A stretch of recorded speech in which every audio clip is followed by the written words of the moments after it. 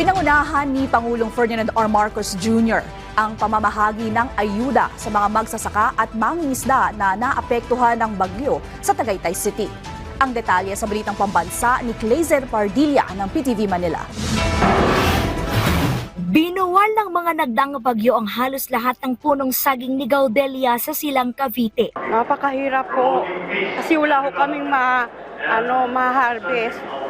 Yun pa naman ho ang inaasahan namin. Para maibsan ang bigat na pinapasa ng mga gaya ni Gaudelia na naapektuhan ng bagyong Christine at Leon. Ngayong araw, muling nag-abot ng pinansyal na tulong si Pangulong Ferdinand R. Marcos Jr. sa pagkakataong ito sa mga magsasaka, mangingisda at pamilya sa Tagaytay, probinsya ng Cavite. Nandito po tayo upang maghatid ng tulong sa ating mga Caviteño at Caviteño.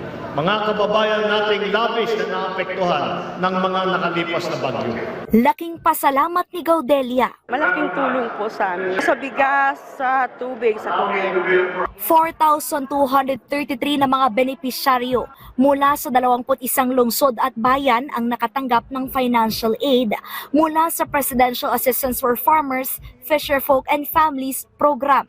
Gagamitin ito ni Tomas para muling makapagsimula ng hanap buhay. Nabunot kasi ang ugat ng kanyang mga tanim na bulaklak matapos daanan ng bagyo. Yung mga pananim namin, dapat po yung ngayong November 1st po, ang benta po namin, ngayon po nadali po siya ng bagyo na Christine. Mahalaga po yun dahil marami na po mabibili noon. Mga lupa, plastic, tsaka mga seeds, tsaka mga pang-upa po sa mga tao.